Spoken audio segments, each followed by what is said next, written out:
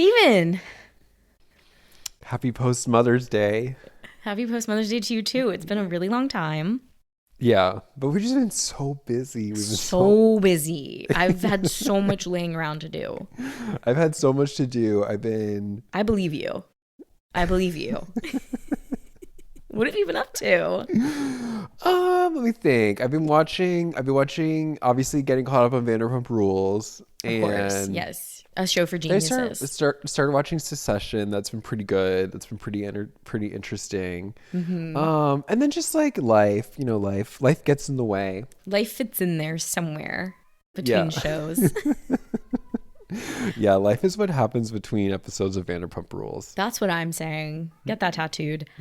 I don't really pleasure watch anymore, so I have to say The Mother was like my first thing that I caught for pleasure in a long time, and I feel really good about it. It's on it. I was about to say it's the first movie I've watched in a long time. You're like, that's not true.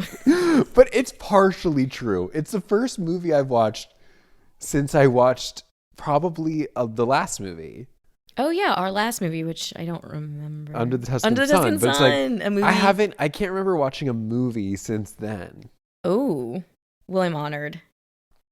And this was good. This was This very, was very good. phenom. Had no business being this good. That's my favorite line.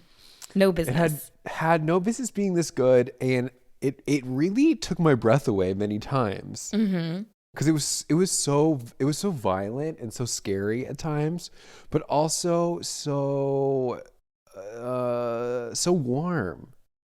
Oh my gosh, like a warm hug from your mom. Well, that's what I was thinking. A Is that stone cold warm. I think it was released on Mother's Day, right? I think it was like the Friday before. On or about Mother's Day. Because there's all these posters all over LA, and it's like J-Lo is the mother, 512. Can you just imagine, like, get bringing the family in the room to saddle up to watch Come here, the mother? girls.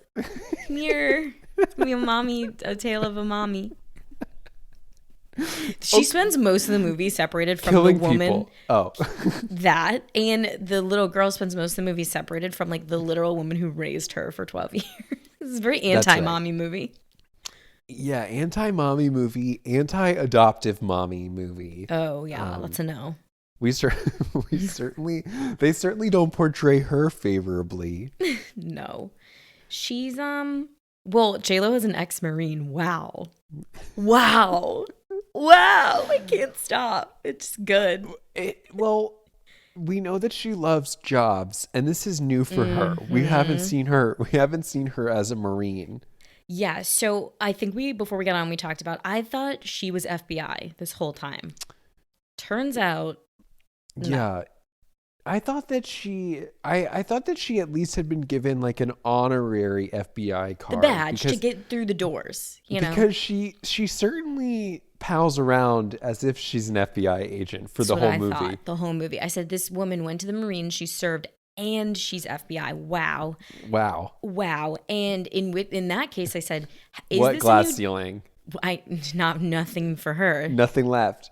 But there is the one scene where she punched right does through. put on the business blazer and does do an investigation of a home. Yes. That's not something a Marine would normally do. She plays many roles in this. Yeah. Including mother. But my idea was, we love talking about how J-Lo tries on jobs, right? And this Right. is her greatest job yet, mother. But also, if she's FBI, are we to believe that It's the most important job. it's the most important job in the world? We're not post Mother's Day episode. Being a mother is the best. Yeah. Was she an FBI agent in Geely? So I'm just gonna cut to the chase. Oh, Geely. What was she? She was some sort of agent, some sort of something. Can't remember. So I'm like, maybe she has done this job before. I feel like she's definitely been law enforcement. She's definitely been law enforcement before, including the television show Shades of Blue. Yeah. Yeah, exactly. Trademark J-Lo. So this is more specific. This is a really niche. She probably got the script and was Job. like, no, I've already done that. Yeah, we have to change it. Make me a Marine. Maybe that's what complicated the plot. J-Lo's like producer hand circling in red. Yeah, and then since a lot of the movie takes place in Alaska, I did wonder if that's a place where Marines get training. Because when you think of Marine, you think of, I don't know, the water, the I'm thinking beach. Midwest somewhere or tropics. Yeah, someplace warm. Like very Top Gun coastal. Yeah, you don't think Or about the Marines getting a lot of snow. winter training. No, because it would be fairly useless, I would think, Yeah. to train in the snow. But Right. she's an ex-Marine, and she chooses to hide in Alaska. Yeah. Yeah. Well, All right. eventually, after she runs out of all of her options. Yeah, of course. I did wonder, was Alaska her choice? Or was it the FBI saying, this is the only choice? Get north, Well, babe. it is unclear because she does that dance the whole movie with the man in the grocery store Cutie. who is her friend, her former colleague, we find out. But I needed the little girl to say, you guys know each other, because I would have never clocked it. yeah, it's weird because it's not, even when the little girl isn't there, they're still doing the dance. Yeah. They're still doing the performative, like, do we or do we not know each other? Yeah. Is the idea that J-Lo is emotionally guarded? Is that the idea? She's not very good at feelings. So I'm going to keep everybody like a business. She certainly does. She certainly does that as like her character, a few scenes, especially with the girl. Yes, that's what I was thinking. So it would make sense that the guy at the store, whom is like probably her best friend in town, Her literal only friend in town as well. Besides those wolves. Yeah. Yeah. So she's pretty close to town. She's closer than you think. Oh yeah. I really was like, where in Alaska is this? Because, She's pretty close to that grocery store, and she's pretty close to that Minute Clinic. It's a very convenient spot in Alaska. This is a pro-Alaska podcast. It gives you the feeling of being remote, but you're still close enough to town for the essentials. For sure. And that made me feel really safe because I was nervous for J-Lo. Well, when they drop her off, I was like, how is she going to eat? How is she going to survive? Wait, okay. Where does she get all the home furnishings? That was kind of insane. Are we to believe she had to fight and kill every meal? Come on. Where's the grocery store? That's how they imply it. Where's the Stop and Shop? That's so weird. She's doing a weekly grocery haul. I hope so. It was shocking to find out, literal midpoint of the movie, when her and her birth daughter get to Alaska. Shocking to find out she's killing everything for her sustenance. I think truly shocking. I think she was just showing off. I think she was showing off too. I was like, "You're being funny right now." I think Mom. she was eating a lot of instant oatmeal and ramen when the girl wasn't there. That body is vegan. Come on. Yeah, she's not eating like a full deer every night. A full caribou, or no, a stag. I'm dead that the girl was like, I'm not eating that, whatever, stag. And J-Lo's like, that has to hang for like 48 hours. You're eating rabbit. I was like, oh my God. She knows her stuff. This was like Winter's Bone. That never Jennifer saw Lawrence movie. But it starts, it doesn't start in Alaska though. It does not. It starts in a really gritty, cool, darkly lit spot. It just says, doesn't it just say FBI safe house? That's it. FBI safe house. And you're right. It was so dark because I turned this on at 4 p.m. and I couldn't see anything. And I had to turn the movie off and wait 3 more hours and wait for the sun to go down. I literally couldn't see anything in the scene. And I was like, I can't do this. Like if the rest of the movie is also this dark? Dark rooms, I'm like, you forgot you were going to get a lot of blown out whites from the snow. It's just a radio show at this point. Yeah. I didn't know we were going to the snow. So I love thinking about you not being able to see it on your projector screen. Yeah. It's so funny. But you know what's interesting for this is that one thing we know about J-Lo is she's going to end a movie with whisper acting. Here we start with whisper acting. The whole way It's a lot of whisper acting. The whole way through. I'd argue like you can tell. Was like, what's that thing you do? What's that I forgot. thing? I forgot. What's that trick? What's that acting trick you do? And I say, I do. Marry me 2021.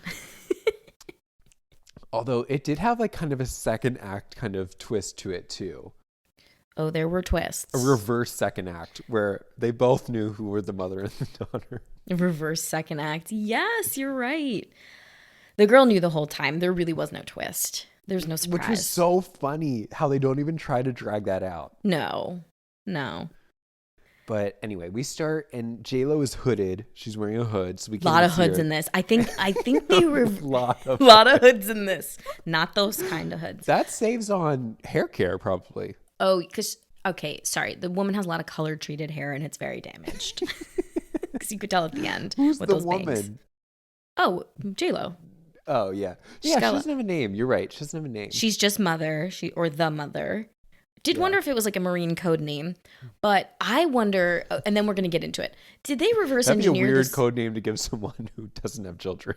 Yeah. Hey, the mother. That'd be funny. the too, the proper. Yeah, the Proper the pronoun. article. I think this movie was reverse engineered. I think the writers said, what if we put J-Lo in like a fur hood on the poster? Yeah. Start from there. Which they did. Yes, I think they said fur hood and she's like staring daggers into the distance. And what if there's snow? What do we get if we put that in a machine and shake it? And Yeah. they You think a survivalist movie. they etch-a-sketched this. It's strange because what's funny is that is the part that seems the most shoehorned in. I know the survival element, right? Well, it's just funny because you're right that the front cover, this very beautiful image of her with the fur hood in the tundra, it's giving like almost like the Alicia Vikander Tomb Raider vibes. Oh, yeah. And you think this is a movie where she's going to have to survive. But what's interesting is that that's really not an element at all. She knows actually how to survive. She knows everything. Yeah, about surviving. And that actually has nothing to do with the plot. It could have taken place anywhere, but yet the movie seems determined for it to take place in Alaska. Yeah, I do think it was a reverse engineer. I also think J-Lo's like, not only is she collecting jobs in movies, I think she's collecting locales as well. Because South Pacific. Yeah, she's like, oh, I haven't been there. I think she's like, I haven't done an Alaska movie. I was not cast in The Proposal. Sandy got That's my what job. it made me think of a little bit was when made me think of they're that too. pulling up to it. Mm-hmm. You know, there's no Betty White there on the platform. Yeah. But sure. Okay. So she's so it's brokering dark. some sort of deal in some sort of dark room at some FBI safe house, leading me to they're- conclude she's FBI. Right, because all that we're hearing is that from these two agents is that listen, lady, you need to just tell us everything, or that's it. The one guy's kind of mean and the other guy's kind of nice, and that's all we know. That's all we need to know. And we find out that they're offering her some sort of protection because they're like, listen, we're tracking these people who are after you, and My she's throat like, just made a really weird we heard. And they're like, listen, lady, we know where these people are. We've been tracking them. And she's like, oh, by the time you've figured out where they are, they already know where you are. And we're like, what? What's going on? Yeah. She's like, this house is not safe, basically. Yeah. Even though we were told it was a safe house. And literally she goes, don't stand by the windows. That's all I'm going to say. And literally within 2 seconds, bang, bang, bang, bang, bang. They are the one guy is dead already. Instant. DOA. Mm-hmm. And I scream. Yeah. I screamed. I like to picture you screaming. I wasn't fun. picturing that level of violence because like not only is it gun violence, but it's like blood. Yeah, I have to admit it's really violent. I did write in my notes, will this be bloodier than Shotgun Wedding? Not sure. Yes. Yes, it is. It's Yes, bloodier it than Saw. It's like this movie should come with a warning. well, this is the moment where I thought this is where a million moms grab the remote control and shut off their Netflix. Not this Mother's Day. With the family in tow, sitting there being like, what was that? My mom would choose this for her Mother's Day movie, by the way. She'd be like, no, we're not turning it off. Get out if you don't like it. It's very good. Yeah. So one guy dies instantly. The other guy who is with her gets shot as he walks up the stairs. And she was like, the window. He's like, flesh wound though. And she's like, oh my God, what am I going to do? So she drags his lifeless body down the steps and pulls him into the kitchen, which I thought was a funny spot. I thought it was a very funny spot. It was reminiscent of so many movies like that. So many movies, but I'm like, okay, this isn't her house. And I don't know what they're trying to say about gender here, but she really knew her way around. Get in the kitchen, girl. In the kitchen. Well, was that where she was going to make her makeshift? Was that where she got the ingredients for her makeshift bomb? No, this is where she does her. This is where she does her makeshift like home ec surgery. Where she puts super glue. I saw that. Shocking. You're right. Saw level blood. She squeezes the wound. Yeah, he has like a chest wound with a bullet, and she rips it open, and you think she's gonna do normal kind of like stitch work. No. She grabs super glue and just squeezes it in. Squeezes the glue into his bullet-ridden chest, and then takes her hand and like silly putty and squeezes his chest together. Yeah. Have to admit, I took notes. I was like, oh, that works. I took it so seriously. I was like, I could do that, I guess. I don't think you can, by the way. But it felt Highly fresh. It felt very fresh. We haven't seen that. Seen that before. No. It'd be really funny if it was like nail glue. That'd be so funny. But it was just a bottle of like super glue. I was kind of shocked. I did a double take. I'm like, what is this clear? Oh my, it's glue? What? It's glue. Fun though. Real fun. First little taste of her survivalist mentality, by the way. True. Yeah. True. That didn't clock for me because it was so avant-garde, that method of dealing with a wound. But you're right. I guess we're supposed to infer that she knows how to survive. She knows her way around limited resources. You know, she can make it work. That was the first clue. Second clue is tea tree oil bomb. Tea tree oil bomb, because she heads into the bathroom because she knows that they're going to come after her. And you're right. She rigs a tea tree oil bomb and leaves it and times it perfectly, by the way. And goes into the shower stall. Yeah. Where Joseph finds Voldemort's brother. Gwyneth Paltrow's love interest in Shakespeare in Love. Yeah, and worth pointing out, he's also after a child in the Harry Potter series. His brother. They like children. Don't quote that. This was a shock because he takes out a knife and stabs her pregnant belly. We didn't know that at this point. Didn't know. Camera pans down, and at that moment in time, I said, she's a mother. I screamed. I screamed for the second time. I was shocked. I completely paper shredded that this movie is called The Mother. Right. When I saw she was pregnant, I was so shocked. I expected her to be pregnant in Shotgun Wedding, not in The Mother. Yeah. Not in The and Mother. Certainly not like this. Not like this. It was dangerous. Why are you brokering a deal with a full fucking pregnant belly? Mm-hmm. So dangerous. Well, as soon as he stabs her, though, luckily, unfortunately, it was a few seconds too late, I guess. But then the tea tree oil bomb goes off. Mm-hmm. And she just turns on that water and she's fine. And she's fine as Mr. Fiennes is caught up in the fire. Yeah. Mr. Waterford from The Handmaid's Tale. The Handmaid's Tale. I really like to think of him as that guy getting burned. Same concept. Same idea. Same evil. Same character. Mm-hmm. And then we sort of cut to this almost dreamlike scene where she's in a hospital and they're delivering the baby, and it's a girl. And she's happy, and she wakes up in a hospital. About to say hotel. She wakes up in a 5-star hotel room, and it is fallen for Christmas, and Lindsay Lohan's there. Yeah. Just kidding. She wakes up in a hospital bed, and Edie Falco she's not the bearer of bad news. Let's be honest. She's nothing nice to say. She's like, "What do you want? Good news or bad news?" The only good news is that you have a kid. Yeah. But the good news is you're alive and she's alive. Yeah. She was like, it's a girl.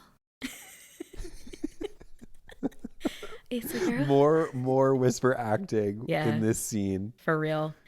Yeah, I did a double take. I was like, I know that voice, Edie Falco. Hey, girl, what's up? Yeah. So many questions about this scene. They are blaming J-Lo so hard for the deaths of these federal agents who I think should know better. Correct. And at first, when Edie Falco is like, listen, because basically what Edie Falco says to her is, yes, you gave birth to a baby girl. Yes, you're still alive. You're not dreaming, but we're going to take your baby away from you as punishment for having 7 FBI agents die. As she says, like, on your watch, on your hands. Yeah, she's not even FBI. Why would this be her fault? But what's weird is that as you're watching the scene, I was like identifying a little bit with Edie Falco, and I was like, wow, that really was irresponsible of J-Lo. But then when you think about what happened, was J-Lo was coming to them with free information. Yes. To help them catch these bad guys. And they weren't listening to her. And Not because they didn't listen to her, they all died. They got killed. She literally said, get away from the window. That seems to be lost on Edie Falco. This script was really grasping at straws for me here. I was like, I get where you want us to go. You want us to be like, okay, she's in trouble. We need a really intense incentive for her to sign the parental rights over to this kid. Yeah. I just feel like the stronger angle is just these men are never going to stop hunting you. We can protect you. Thank you. But we can't protect the kid. And they did say that. But they also made it sound like this is punishment for you killing 7 people, which she didn't do. Right. That's what I thought was lost. I thought this was the scene where you say, listen, we want to help you. The only thing we can offer you, the only person we can protect here is the child. So like you can take care of yourself. We will take care of the child. And I thought that would have made a more compelling thing, because then it's like J-Lo actually gave up the child, and that could be weighing on her conscience. Here it's like she had no choice. Yeah. So the guilt of giving her up is hard because she never really had a choice. You know? It seemed like her hand was forced, which your hand would be forced too if these men are pursuing you relentlessly. But at least the incentive is like, yeah, protecting, and it's my choice. This was just like, you better sign. But what was the other option? Like, what if she said no? That's there really is no other option. Missing. If she said no to Edie Falco and said, no, I'm keeping the baby, I guess I must have missed what the next step was. I think there must have been one. This is where either we weren't paying attention or the movie wasn't super clear, but we were joking before we got on that I looked at the Wikipedia, and we were supposed to know that those men were into child trafficking very early. We were supposed to know that from like the first scenes. Right. Lost but on me. I don't know. Maybe I'll watch it again and maybe I missed something, but I really feel like there's no way to know at this point. But if you don't know, then you don't understand what Edie Falco is saying, which is that they will go after her. No, exactly. So it was super lost on the audience. Yeah, so you're right. That these men were into child trafficking, because then it's a no-brainer. Then it's like, yeah. The other cool thing, rewrite. If you thought weapons trafficking was bad? No, wait till you hear about child trafficking on Mother's Day. Yeah. Saddle up, fam. Yeah. My rewrite here is where we needed to take notes from Mamma Mia. And I wanted to hear Edie Falco be like, I know who the father of your kid is. Or I wanted to hear her to say, like, is it Alvarez or Hector? Like, which one? I wanted her to kind of like slut shame a little bit. Exactly.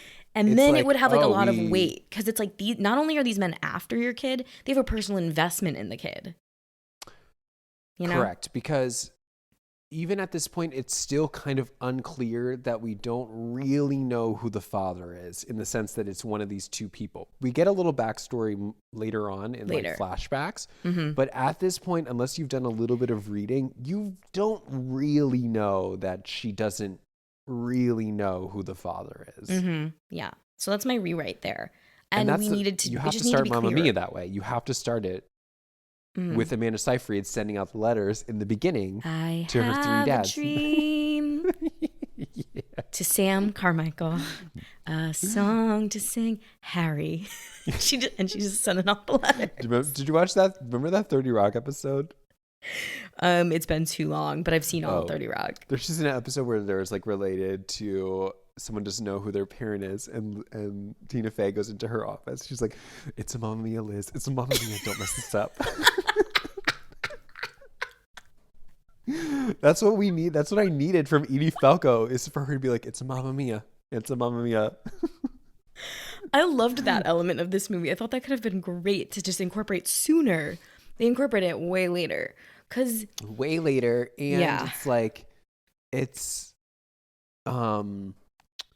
would have been interesting if you take the child trafficking out of it, right? Mm-hmm. It actually could make the plot better, because then it's interesting, because then the fathers genuinely like want the kid to be like they're next in line, or somebody they're going to bring into this business. And J-Lo doesn't want the kid to go into weapon trafficking. She wants to get out of that. Yeah, I think she's done. I think done. it could have been a more interesting like family dynamic, where like these two guys are like, listen, like we're trying to bring you into the fold again without this other guy, and it becomes like a competition. That could have been fun. Then there could have been songs, and there could have been dancing. Then there definitely could have been songs. Yeah, I think that I did sort of view the movie, because I didn't know sex trafficking or child trafficking. I didn't know that.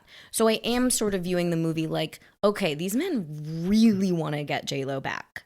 I'm like, whatever she did to them, whatever she did, they are pissed. And they would rather wait 12 years for her kid than go after any other kid. Yeah. But that was unclear. There was no flashback saying like what she did to them. It's subtle. That's the word you're looking for. Oh, thank you. No, it's actually not subtle at all. It's actually not there. It's just not there. That's what I thought. There. It's in the Wikipedia page, though. Yeah, it's in the Wikipedia. Thank God. Thank God for Wikipedia. It's free. But so but she does. Yeah. She makes a deal in that hospital room. That's what we have to touch on before we fast forward to Alaska.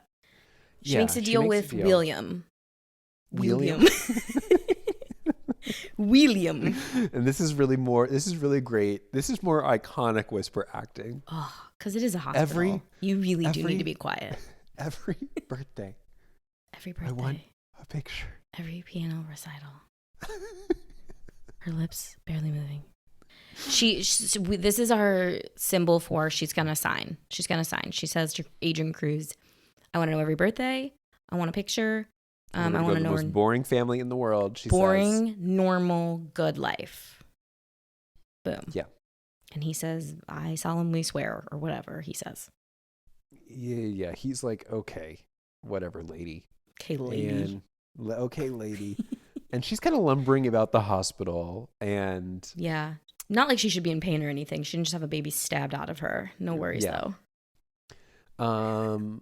Okay, so she agrees to that. She agrees to give up the baby, and I guess as part of her giving up the baby, they're going to let her go ride out the rest of her days in Alaska. In a luxurious cabin that you have to furnish yourself with no food in Alaska.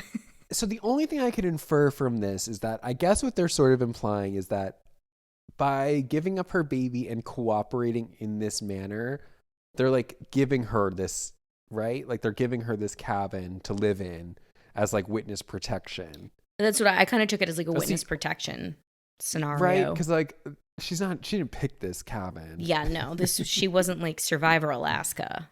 You know, It's not the one you want. No one wants that. Yeah. They have to wear the swimsuits.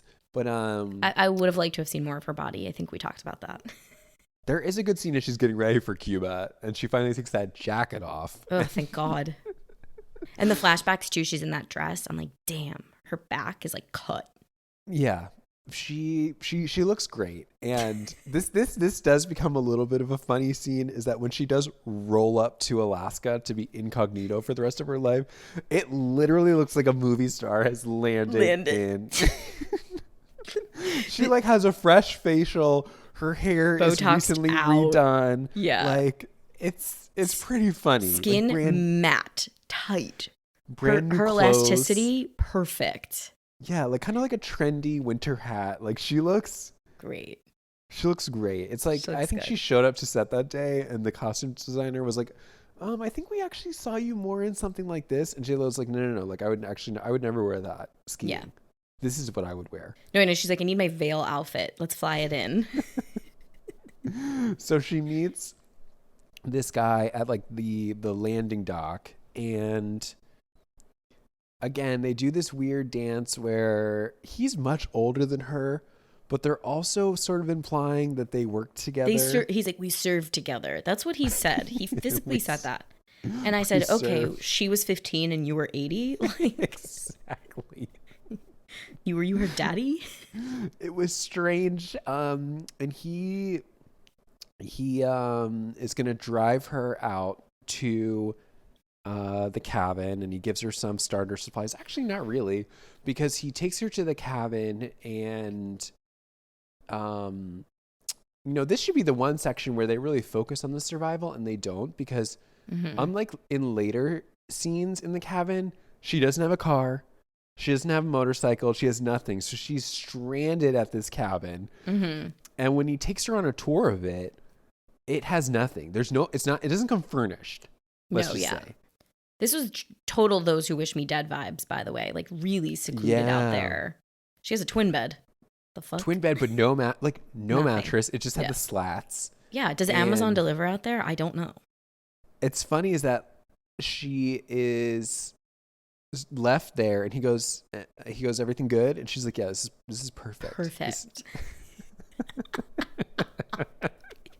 But like, I was like, I don't know if she misread the line, but like she delivers it non-ironically.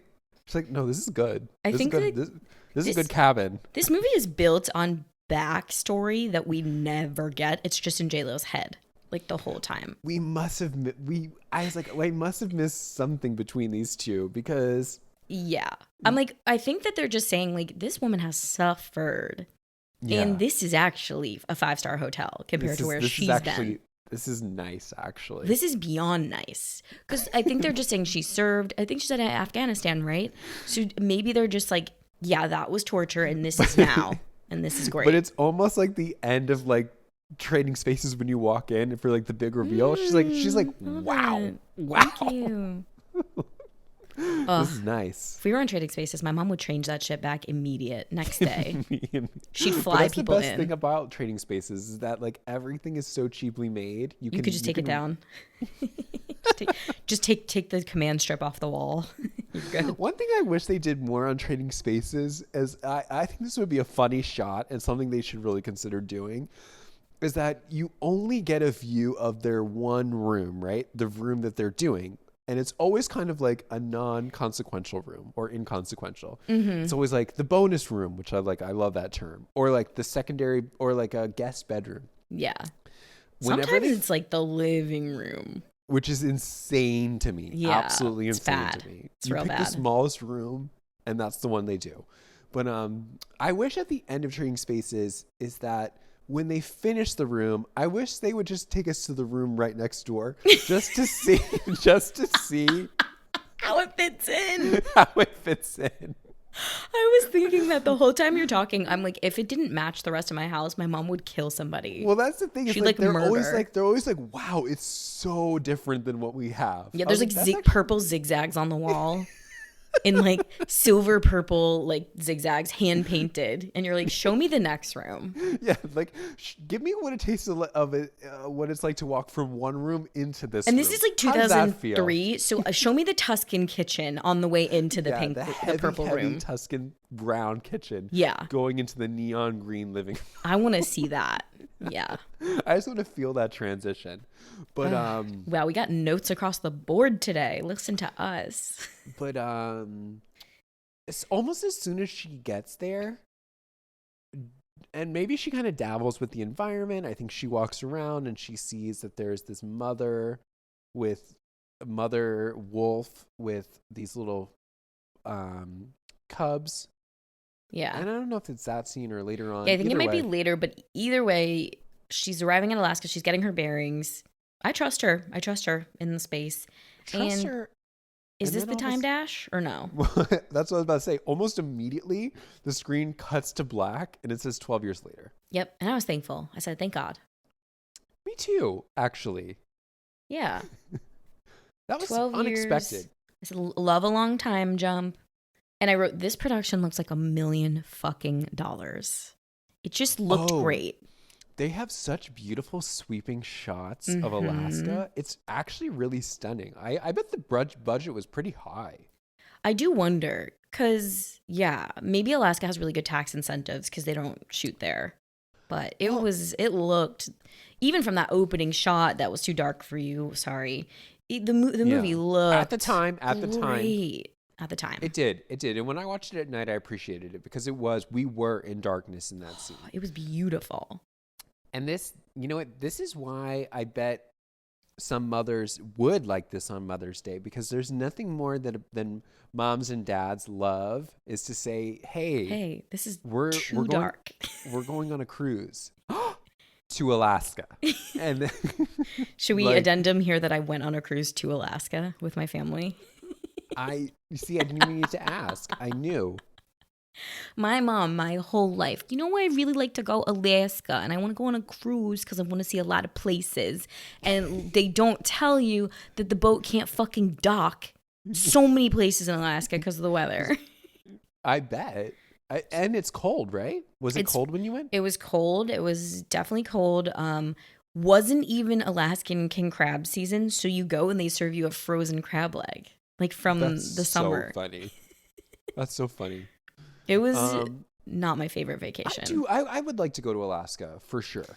You do want to catch up. You want to lay your eyes on a glacier before they're gone. Remember on The Girls Next Door when Holly takes the girls to Alaska? Oh my God, no. I have to rewatch, but I love that show. It's pretty good. By the way, I'm Kendra. Who are you? I think I'm Holly. You're a Holly. No, I think growing up, I always likened myself more to Bridget. Actually, yeah. Growing up, I thought I was Bridget as well. But now, later in life, and this is, I think, comes with growth and maturity. Mm-hmm. It takes a lot to admit you're a Holly. It takes a lot to admit you're a Holly, and it takes a lot to see how they really did Holly so dirty on that show by making it was fucked. But what's funny is that it kind of backfired on them, because when you rewatch Girls Next Door now, I think Holly is so likable and really seems to have her finger on the pulse. Mm-hmm. She's so smart. I mean, they're all smart. She's so they were all they were doing the dumb act, but they were smart girls. Yeah, and that facade really washes off when you watch it now, because it's it doesn't even.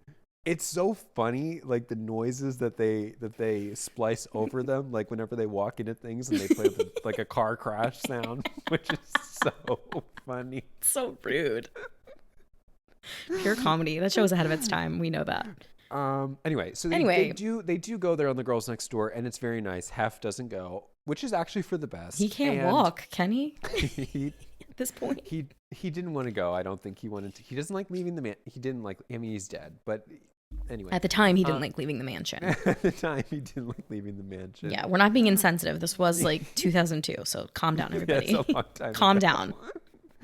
down.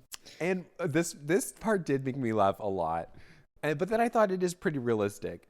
When they cut to 12 years, of course, the first person we see is J-Lo, and she hasn't aged. She looks the same, exactly the same. It looks exactly the same. And then I thought that actually is realistic, because she doesn't. And then I started doing my favorite thing that I do in a J-Lo movie. I start doing math. I start going, she's 52 now, and it was 12 years ago, and she had the kid 12 years ago. She had 60s. I was like, she had that kid when she was 40? And then I start going, it's J-Lo. Of course she did. She can. Yeah. In her mind, she was 27 in the opening scene. Yeah, because J-Lo producer, she edits the ages first. It's her first pass. That's, you know how some people say it's not until I put their glasses on that I can really feel the character. It's not until J-Lo crosses out the age and writes the new number now that she's able fits to, like a glove for me. 26. I think you're dead on. I think you're spot on. She's 26 in the opening, putting her at a tight 38 12 years later. I bet. I mean, I mean, we do know how old she is, which is absolutely insane, but she looks like she's 35 in the movie. In the movie, yeah. It's trippy. Which is a compliment, Oh my God, for yeah. all moms, something for all moms to aspire to. Yeah. What does Jen Coolidge tell her in Shotgun Wedding? What? Is that Pilates or natural? Yeah. It's Pilates. Yeah, 12 years later, time jump, but we don't get to enjoy the 12 years later very much because very quickly, Agent Cruz is like, he sends her like a message. Yeah, it's like a random code and a plane ticket, right? Somewhere. Yeah, this took me a real minute to figure out, but like we get like one quick scene where we see that she's up to speed because she's hunting and trapping and gathering. And the apartment is furnished. And it's furnished. She has a hammock. She has books. Like, it's home goods out. Literally. And she has that guy over for dinner, and he brings her the mail, and there's normal useless stuff. But there's, not useless. One of them is a picture of her daughter. But then the other piece is, you're right, this weird kind of like delivery code. And it has like the log for a shipping flight. So this took me a minute, but then I realized, like obviously she can't fly commercial because they're going to have her name. So they have to fly her on a cargo plane. You just solved it for me right now. Right? Thank you. I didn't know. I didn't know that. I thought she got on a commercial flight. And this comes back at the end. This comes back at the end where we find out that you're not supposed to use your real name. That's a big no-no. Oh, and yes. I was like, maybe we should talk about it. Maybe we should say it because like that would have been helpful in the scene as to why she's sneaking onto a like FedEx cargo plane. Exactly. Which is so funny because she gets off the plane nonchalant, gets right into the car with this guy. And the guy from the beginning. Yeah, William. Agent Cruz. And he's like, they found her. Or like, they've got eyes on her. We found this like photo. They got eyes on Zoe. Right. They said they were like doing a raid on someone. And they found out that somebody who's connected to one of the two guys had a picture of her. And they're like, so they know who she is. They got eyes on her. And it just so happens to be the same day that they're planning to take her. A massive park heist. Huge. Same day. She couldn't have got there soon enough. Which is funny because he like name drops Zoe. Yeah. She goes, Zoe? Zoe? Is that her name? Or she's like, you can tell me her name now. It's been 12 years. Come on. Yeah. Like, I'm over it. I'm like over it. It's just my kid. And he's like, Zoe, it's Greek for life. Didn't know that. Didn't know that either. Felt really good about that. Mamma Mia, by the way. Greece. Oh my God, it's so... This movie's Mamma Mia. It's so Mamma Mia. Oh, that would have been so good if J-Lo just like whisper acted right then. It's a Mamma Mia. Don't mess this up. Don't mess this up, J-Lo. Don't mess this up, J-Lo. William is kind of like the third dad, by the way. He is. And wait, maybe I missed it, but is her adoptive mom have a husband? Yeah, he does not speak. It's just like a white guy. He doesn't speak. It's literally like a white guy. It's like Cheerios commercial, black mom, white dad, adoptive daughter. Oh, right. Because there's one scene where she gets the phone call about her daughter, doesn't put it on speaker for the husband to hear, and she like, sort of walks pushes out. him away. Yeah, I told you she was my least favorite actress in the movie, but you said the little girl. Yeah, unfortunately. That's tough to report, but I'm honest. Yeah, it's just our opinion, guys. Now, this is where I sat up in my seat for the next scene. Oh, I perked up here. We cut to, so you're right. So he says there's, we have information that they're going to go after your daughter, period, end of story. Next scene, we cut to J-Lo in a parking garage with a giant gun. Ginormous. Just unloading her whole kit right there, by the way. She's got a kit. And is unpacked in public. Bullets. Well, that's so funny. Is that normally in these scenes, right, when someone's like above an area, it's always like an abandoned building or like the book depository where you're gonna shoot JFK. Like it's places where people are not. They can't see you. Yeah. She's in an exposed and very crowded parking garage. I'm like, what's stopping any old mom from pulling in for a day at the park and reporting there's a woman standing here with a fucking gun aiming at a public children's park filled with children? Yes. And she's using the scope of the gun to monitor the situation. Yeah. Like, I would have died if we got that. Like, if a mom was like, what are you doing, lady? And she's like, binoculars. Yeah. and just like got back on the gun. It would have been very funny. But you're right, though. It's so funny. And not that, I guess once you have one, what's the difference? But it's like she had like multiple guns. So much on her. She's packing. That led me to just be like, sometimes I get bogged down in the nitty gritty of movies. And I'm like, did she call the cops and say, I'm going to be here just so you know? Like, just so you know, Well, this is above the law. What's strange is that sort of what you were just saying is that we think she's being brought there to do general observation, not just some surveillance for a day or two to ward off a heist that's happening that day. Yeah, I thought surely she's just using the zoom on the gun just to look, and there's no way she's gonna actually make some kills today. And she before minute 30 she makes like 8 kills in this movie, literally. But what's so funny is that, and I guess this is the mark of a good Marine, she gets there and within 5 minutes, these really scary Sprinter vans pull up with clowns on the side. Scary. Yeah. And you're afraid. We know they're bad because they're speeding. Okay, they're speeding around a children's party. The music has picked up and the angles on the car is shady. The angles are looking real shady. Hey, whoa. She's pointing her gun at the car. Yeah, and I'm like, she's not gonna shoot. There's no way. If you were standing in the park, you would see this giant nose of a gun pointing out of the parking She garage. was very easy to spot. She's 25. So easy to spot. 25 feet away at this point with a sniper. Because I think the purpose of this scene, which I figured out later, was like, wow, she is a good shot. Because she nails it. There is not a single missed target. Boom. She sees one guy who's sitting on the bench. She finally notices him. He's been there the whole time, by the way. And he has a spider tattoo on his neck. And when she sees that, she says something to the equivalent of like bingo. Yeah, I know you. Something like that. And that gives her permission to kill. Strict permission. And she goes off. And once the vans park at the same time, all these men start getting out. And that's when she just points and clicks. Has at it. Yeah. And like I said, perfect aim. They've already been building her out as like a great shot. And now we have the proof. Proof is in the pudding. And this was actually a really intense scene because you have moms and kids running in the park. J-Lo's firing off from the parking garage. And they're firing back. She is able to kill a few of them, which is good. But unfortunately, she's not able to get a good shot on the guy who ends up getting Zoe. Yeah, the commuter bus just blocks her shot, which was pretty good. I forgot about that. That's right. Drove through an active gun scene.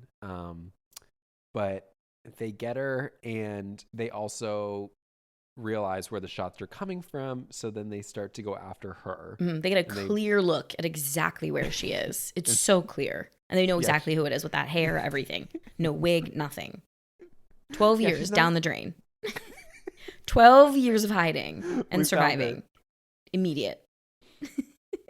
But they find her, and they chase her up, and this was fun. This is a fun scene for me. I loved the parking garage scene. No, me too. It was very good and like very intense and kind of like a real tension in this. Really tense. Super cool. I've never seen that done where she kicks through like the roached out bottom of a car. Didn't know you could do that. Again, I'm taking notes. You have to have the right car, I guess. You have to have a really old car. I went, wow, that's really lucky. It's really lucky she rolled under an old car. She kicks through the passenger side floor and climbs up in. And her measurements are perfect for that, by the way. And she's able to hotwire that car real quick and sandwich the guy behind her. And it's great. It's well done. Yeah, this was crazy. And what I did appreciate about the movie is that they did give us some inventive kills. Like this was pretty interesting. That she just essentially sandwiches this guy between two cars. And that's it. Like, he's dead. Done. Yeah. It's not like we haven't seen a guy sandwiched between cars before. It's just like the whole sequence of her rolling under the cars. It's tense. It's amazing. who came up with kick through the rusted out bottom of a car? I wouldn't I don't know. think that you could do that. Very interesting. It was super interesting. And I also want to note it's like her third stolen car in the first 30 minutes. She's just she does burning through the cars. Many cars. And it's at this point in my notes I wrote, this is her best, most intense performance since Enough. Yes. And then I wrote, was she also in the FBI and Geely? Which, you guys can sound off for us. Comment, let us know. Well, either way, she is, after this, how do they decide they have to go to Cuba? I know. William just seems to know, I feel like. He's like, they're being traced back here. We're going to Cuba. Don't they just kind of know? I guess they know that, I don't know. I guess they know that the men who were doing this worked for the guy who's in Cuba. So I guess they assume that they're just going to have to go to Cuba to get the girl. Because I think they do find the photo of Zoe at that raid in Cuba. So they're like, they know the HQ is Cuba. And so they're going to take her back to headquarters. Also, I have to say, before we go to Cuba, there was a trope that gets started in the scene in the park that is my personal favorite, which is that this movie they can't resist a scene where men are shoving women to the ground. It happens God. many times in the movie. It happens in the park, and it will continue a lot in Cuba. But the one guy, if he sees a woman on the street, he's bodied. It's shocking. I was like, she's dead from that hit, just from the blow. I mean, he'll do it to a nun. We'll see in Cuba. He's very indiscriminate with his targets. It's shocking. I was like, wow. I love that you call it a trope. Men throwing women to the floor. It repeats. Okay, so you're right. That's why they go to Cuba. They go to Cuba because they're going to get the girl. Okay. That makes sense. Gotta get the girl. Gotta get the girlie. And this was fast. They got her quick. Real fast. Yeah. Real fast. They get to Cuba. It's nice to see them in a little bit more spring summer clothing. I was happy. JLo's arms look amazing. She's so tan. Oh my God. Her back. She looks. And what's really great is that they land in Cuba. They go to one bar, and within 3 minutes, they find all the people from the park in one house that they didn't kill. Yeah. I was like, wow, they got there fast. That was really quick. No travel scene, which I always appreciate. And little Zero Dark 30 vibe. Like the main guy is just being protected in a house, and he's like in the lair, and the girl is being kept. It had like Zero Dark 30 Sicario vibes to it, where it was like, we are going in on this house. And the only reason they know that they're in this house is they capture the guy with the spider tattoo at the bar pretty quickly again. I mean, there is a little bit of a chase scene, which was pretty funny. They keep it moving because they got to save up. Yeah. They got to save their screen time for the survival montage. We got to get back to Alaska. And JLo chases him through the streets of Cuba. And this was something I really wondered why they did this, but because it repeats a lot too, is that anytime JLo gets on a motorbike, she's very conscious to stop and put the helmet on. A lot about the helmet. Do you think that was Mother? She's a mom? I guess so, because it certainly comes back, because every time she gets on a motorbike or ski mobile with the child, she always is courteous enough to give the helmet to the child. And can I say that back home in Long Island, my mom is walking the streets with helmets, handing them out. If the neighbor kid tries to like ride a bike without a helmet, she goes out there and she hands it to him. That's good. She's like, do you want your brains on the street? Didn't think so. My mom uses fear. It's her favorite tactic. So funny. It was just so funny to see her put the helmet on, because you just sort of lose the imagery of her hair blowing in the wind and all of her facial reactions, because not only was she wearing a helmet during the scene, it had like a pitch black visor on, so you couldn't even see her face as she was driving around. But anyway, I would die. Do you think it's a legality these days? Like in the way you can't really show smoking indoors or whatever. It's like you can't show anyone getting on a motorbike without a helmet unless they're the villain. I was wondering, because they really made it like a thing. No, they did. You know? Yeah, I just got mommy vibes. Oh, I was like, who is at the door? Is that Miguel? Oh, no. It's UPS. Of course, you're getting mail to your second home. Yeah. You fucking asshole. Bye, UPS. So she captures him, and then they take him to some sort of like abandoned pool where they do an interrogation. That was cool. Which was really intense. That was cool. Loved the pool. It was overgrown. It was like gross. Sexy. And she is beating the shit out of this man in a way that I find satisfying. Punching him like crazy. Punching his lights out. Punch. The other guy's like, hey, I think you need to cool it. Like, he has nothing to give you. Like, otherwise he would have given you. And she's like, no, I have one more trick up my sleeve. And she does an on the fly waterboard with like seltzer water. She's like, the carbonation burns, doesn't it? I was so shook. I was like, how is she landing these bloody punches? And she's wrapped her knuckles in barbed wire. Yeah. That's how. I'm like, how is she really like getting this guy? It's an old Marine trick. It's an old Marine.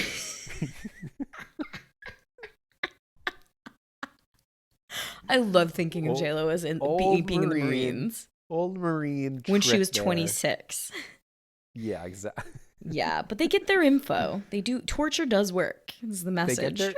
They get their info, and this was like a real shocking end to the scene. I mean, it's unclear whether or not they were going to let this guy live or what they were going to do with him. But there's a little tussle at the very end of the scene. He still attached to the chair. The chair falls over on its side, and the bottle that she had broken to pour onto him for her mini waterboard session goes right through his neck. Yep. I screamed in this moment. I was like, that's disgusting. I had a double take. I was like, is that his bone? Like it. Disgusting. It was a quick shot, but I needed to. Yeah. Ugh. Yeah. I can still see it. I can see that and the open wound with the glue that she squeezes shut. Like I can still see those in my mind. Well, next, before they go to collect Zoe, because they have a lot of time on their hands, they decide to have like a little sexy kind of chat at a hotel. It seems like where they sort of, and this is the scene that could have come, I think, a lot earlier. Sooner, because this is the backstory scene, right? Yeah, this is where she's dressing his wound, and this is where she tells her whole story of how she initially was a Marine, and then she got lured into this weapons network, which she was okay with. She was okay with selling weapons. She was down. But then she found out that they were not only selling weapons, they were trafficking children. Yeah. So guns are good. Child trafficking, bad. Yeah. I could live with one I cannot. Can't live with that on my conscience. And she's dressing his wound. It is kind of like, do they love each other? Yeah. Which Zoe does ask later. But she was trying to explain her role. And this part made me laugh so hard, even though I know it wasn't intended. She was trying to explain the role of the gun network, right? And how it worked. Yeah. And the FBI guy, he wasn't getting it. No. He kept asking her questions. And then J-Lo says this one line that made me laugh so hard. She goes, the gun network is so obvious, isn't it? And I was like, it's not. Like, it's actually really not. And I was like, that's just like such a funny line to put in a movie where you're done. Like, you actually can't explain it anymore. Guns are obvious. It's pretty obvious what was going on. Okay? It's pretty like, clear. Right. He's like, sure. And then he's like, but who is the father? Yeah. Right. He asks the questions we want to know. Right. This is when we also learned that the kid could be either this one drug salesman or gun salesman / child trafficker or this other or gun the other salesman. one. Voldemort's brother or the other guy. Hector. That's how I was keeping him straight in my head. Yeah. And this is like the first thing where I'm like, what are the politics of this movie? Because it's like guns, but also child trafficking, but also guns are bad, but also they're good. They make you good money. It's very capitalist. It's very like, strange. Yeah. Like what they're trying to say. But that's basically it. That's all the background we're going to get on the mother. Yeah. Little recovery scene. Would have loved to have seen them eat something. Yeah. This is like the 355 where like all the girls get in the hotel room. Yes, I did feel like this was 355. We're going to work together, right? Even though we don't speak the same language, we're all going to speak English so that Jessica Chastain is can comfortable. understand us. Yeah. Yeah, that's what I got. I would have loved a refuel, but that was their refuel scene. Yeah, a dinner, like a meal. I would have loved a meal. Yeah. Because they have time, like you said. They got time to burn. Yeah. They're not worried about Zoe. Apparently they have time for all this, but then we roll up to the house, and this is when I thought, I wish there was a video game tie-in. This would have been such a fun like game to play. Okay. Yeah. Like this level of breaking into the house. It felt, yeah. It felt like Tomb Raider. Felt like first-person shooter game, for sure. Yeah. For sure. I get where you're going with that. I think it's very common in games and movies. And that's why I started to feel like I was in Zero Dark 30, because they're at the house and it's just room after room, kill, kill, kill. Yeah, rooms, all the rooms that you can see from outside. All the lights are on. You can see every room in the house. Mm-hmm.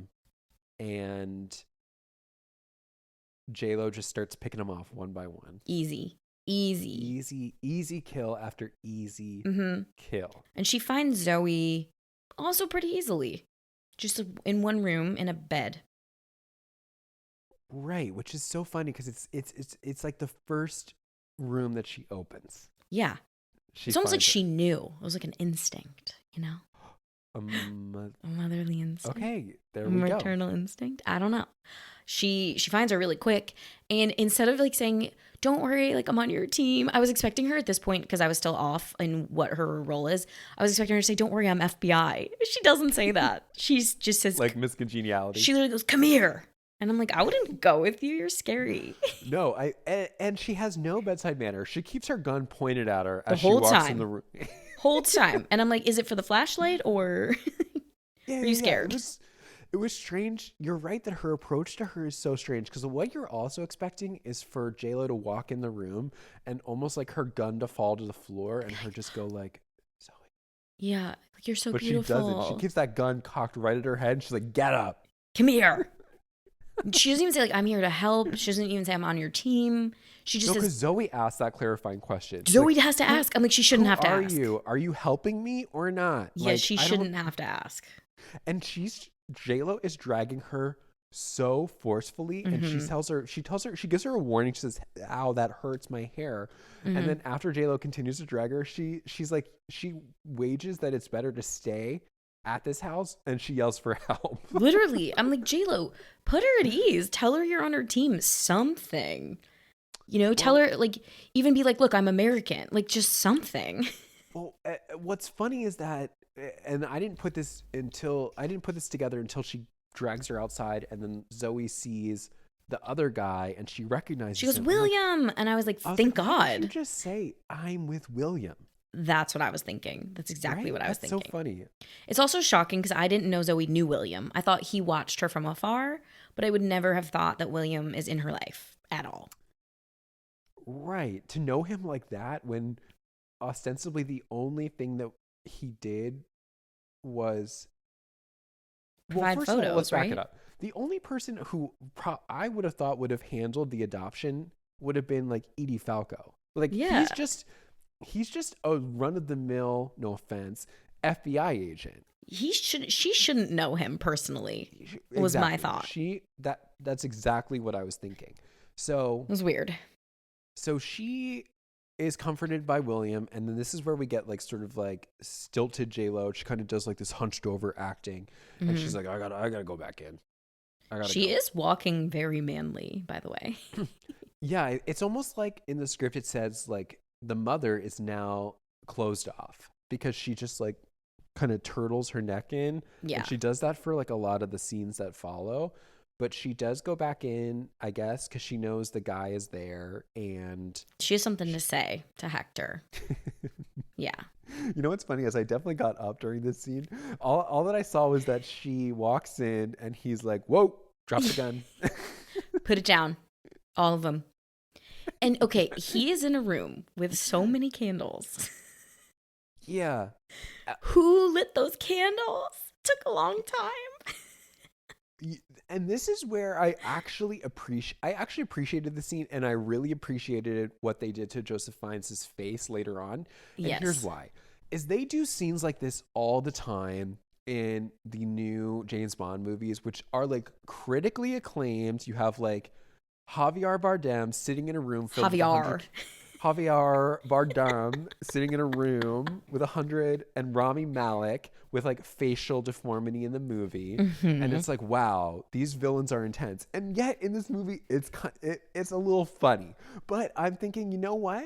If you just pretend this is James Bond, it's pretty intense. Like you would say, wow, this is one sick fella, this guy. Oh, he's twisted. He's twisted fella. That's exactly what they would sick say. and twisted. He looks sick and twisted. His hair's grown out now. He's got like long hair. He's a twisted villain. He's a twisted villain, that guy. Yeah, what a sick fuck.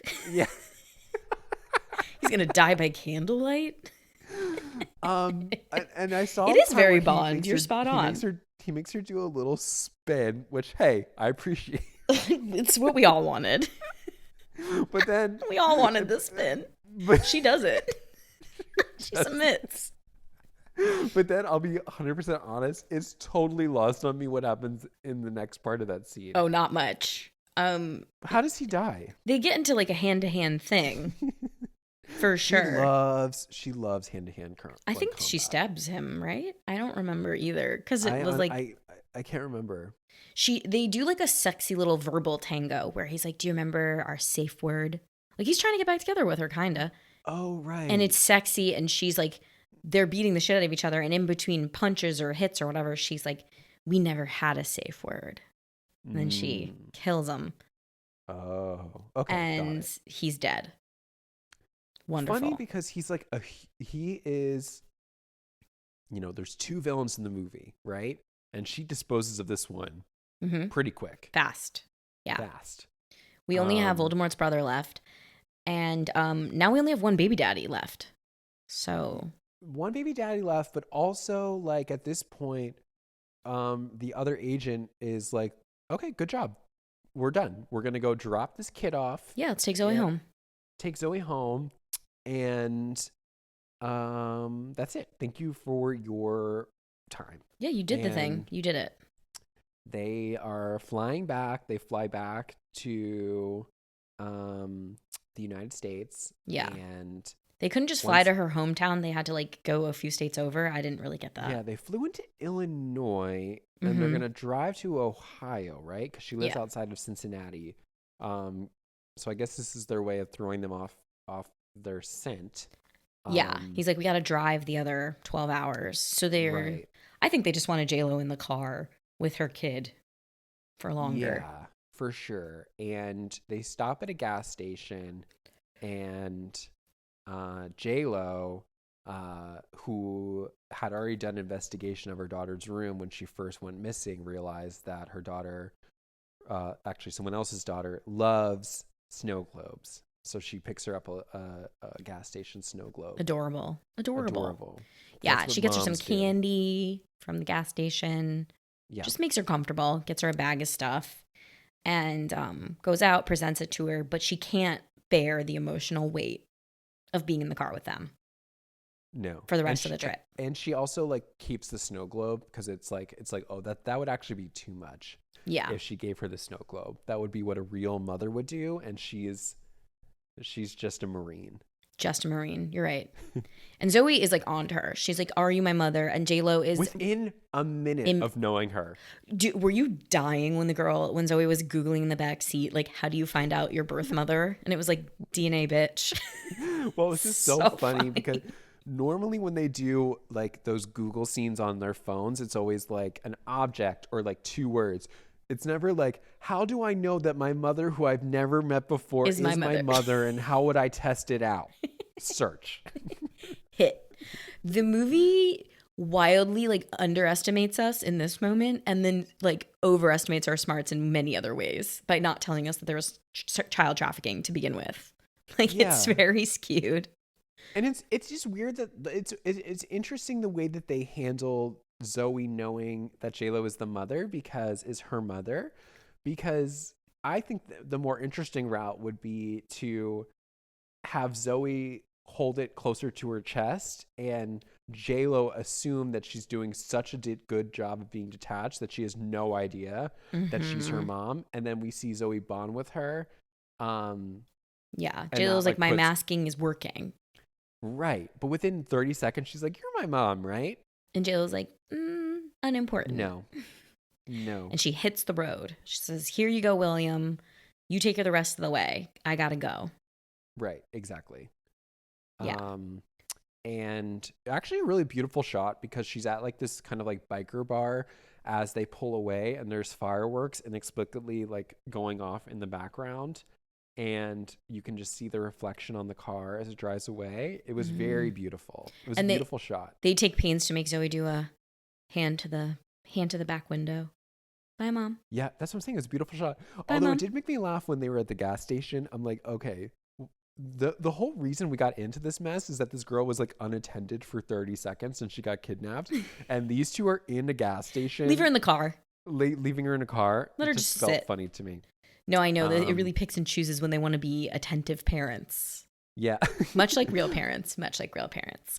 And then the transition between the next two scenes was interesting, but I think this helps me understand what happened when you said she has like a jewel level of intuition, like the song, because as she's driving away, she looks at a motorcycle that's not hers, and that's all we get, but we Hops can infer on. that she's going to steal it. And then we cut to Zoe in the car, and we're very close. We're 39 miles outside of Cincinnati. Like, couldn't be closer. She's about to be home for dinner. And they're talking, and all of a sudden they get T-boned. That was shocking. Truly Screamed. I actually screamed. gasped out loud, surprised the fuck out of me. Yeah. And I was so shook that she was so fine. Like, she's laying across the back seat. Not really buckled in. Not really buckled in. No, she's laying down in the back seat, like, which is like always so nice when your parents would let you do that, like lay down like that. The one buckle is digging into your side, but it's like a small price to pay for being able to lay flat in the car. But like what you do is that like you wear it, and then you lay down in the position, and you find a way to like unhook flatten it. Yeah. And you do unhook it without telling your parents. That's what you do. Without telling your parent. Yeah. And then it's like by the time you park, you have to find a way to quickly like click it back in. So that they can see you unclick it. And then you have to just hope your mom doesn't like turn around and be like, "Are you buckled in?" And you go, "Yeah." Yeah, it's right here. You prove it like you're on an airplane. Look, I'm buckled in. Miss. Yeah, she's fine. William's not so fine. He's really like shaken up. He's almost passed out, like level of unconscious at the wheel. Yeah. And the movie was doing that with the really cool lens work of like whenever things were getting trippy, the periphery, like the outside of the frame was like blurry. It was cool. Yeah, they were definitely letting us see from Zoe's point of view, even though we were looking at Zoe. Yeah. But it was they said, "Do the mental math, you assholes." It was like and this was interesting to me because so they obviously we're no longer dealing with the Cuba syndicate. We're dealing with the other people. These people have Range Rovers. They're more chic. Definitely. And we know that they're British because they have Range Rovers. So that's very, British. And they pull him out, and then they like execute him execution style. And Zoe witnesses. And I said, witnesses it. This is the beginning of the end for Zoe. Yeah. Which was funny because like just before that, J-Lo like had told her, you're gonna be fine. They have counselors and stuff. Yeah, you'll talk about it and stuff. You'll be just fine. And I remember thinking, oh God, that's a lot of years of therapy. That's a lot of therapy for just being taken to Cuba alone. That's like a lot. And now she's witnessed murders. And they do try to get her again. It's Mr. Joe. It's Mr. Joe Fiennes and his crew. Yeah, and this crew, and J-Lo pulls up on her motorcycle. Inexplicably. Yeah, she just kind of kept on their tail. Luckily, she was 2 minutes behind the whole time. Thank God.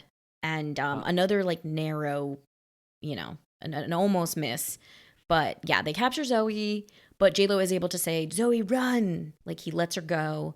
Zoe takes off. J-Lo polishes off a couple of them, right? Does she have a gun? She polishes off some of them? No, she realizes that when the car was hit, the oil started to leak. Yeah, she glances down at it. Run, and throws the lighter to explode it. Yeah. Explode it. And then she hops on her stolen motorcycle. Zips off. Drives. And she's able to pick up Zoe on just drag her right on, which is really cool. She doesn't have to slow down. Gives her a helmet. Gives her the helmet. And it's just, here, put this on. Also loved how in Shotgun Wedding, she blows up a guy with hairspray and the remnants of some hairspray in a match.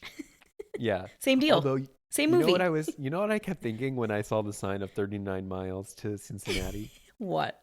How close are we to the Candy Apples Dance Center?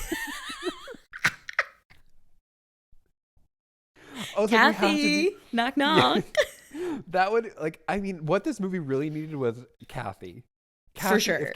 If Kathy was the mom, Oh God, like the adoptive mom, we'd be like, stay with J-Lo in the wilderness. That would have made so much more sense if Kathy was the adoptive mom. She forces Zoe into competitive dancing for a puppy, Vivi. For a wolf puppy. For one wolf puppy, you just have to dance. It's really funny that, I started racking my brain for what do I know about Ohio? Who do I know from Ohio? Do I know anything about Ohio? No, I don't. Apples Dance Center. Candy Apples Dance Center. That's the only thing that I know is in Ohio. Also, I would love a candy apple right now, like a caramel one. Same. But well, what was great is that they get out of there on the bike and they stop at a diner for food.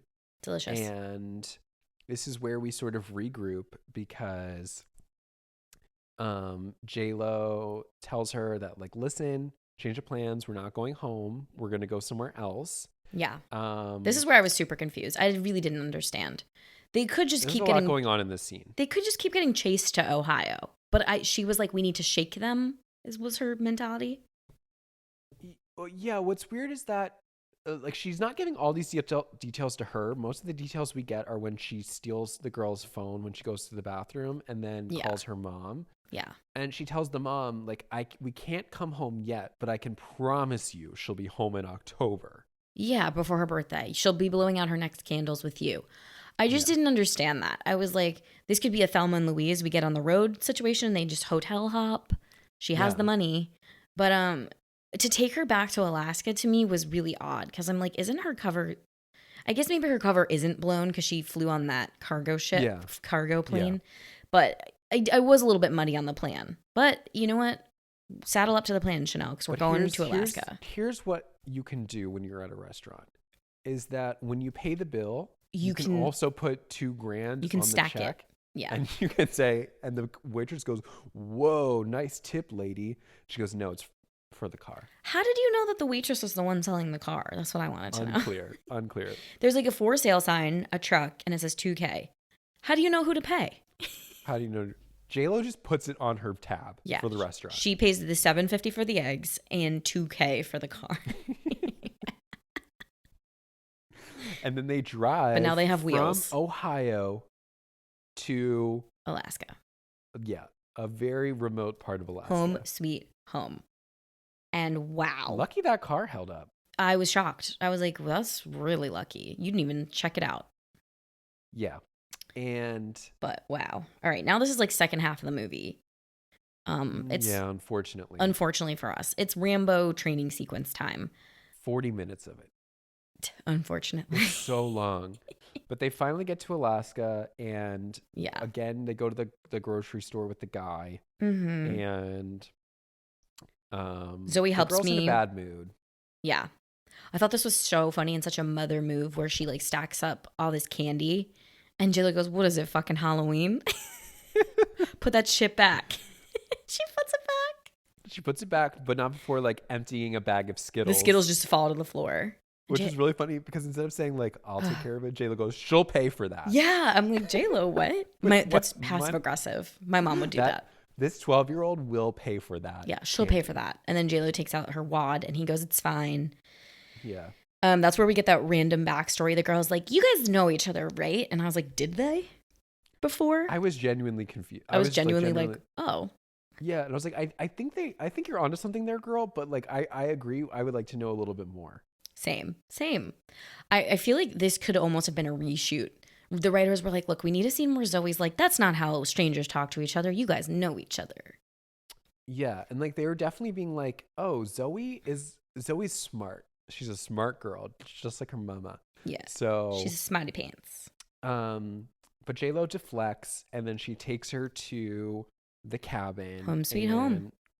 Obviously, Zoe hates it, as anyone would. Well, if you're sleeping in a hammock with a stranger, I'd hate it too. Like I'd Well, I guess really they hate know it. she knows it's her mom, basically. She knows. Um, But oh my God, you're back on a hammock? every Terrible. night? No, not every night. They should be switching off at the bare Yeah, minimum. it's bad for your spine. Yeah. But they basically like spend the first night there, and then they wake up. This is so funny to me. We wake up and J-Lo is just kicking her body in the hammock. She's like, "Get up, meet me Get up. outside in 5." 5 minutes. I was like, that's not enough time, by the way. Not enough time, but you know what it made me think of? It made me think of that show. Remember Made on MTV? Oh, Where they would always be like the coach would show up to your house at like 5 a.m. You want to be a bodybuilder? Get up.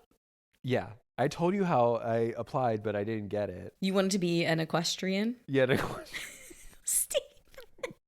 I thought, but now, like I said, looking back, it makes sense why they would always do like 5Ks, because it literally like It's it more costs attainable, no sweetie. money, no money.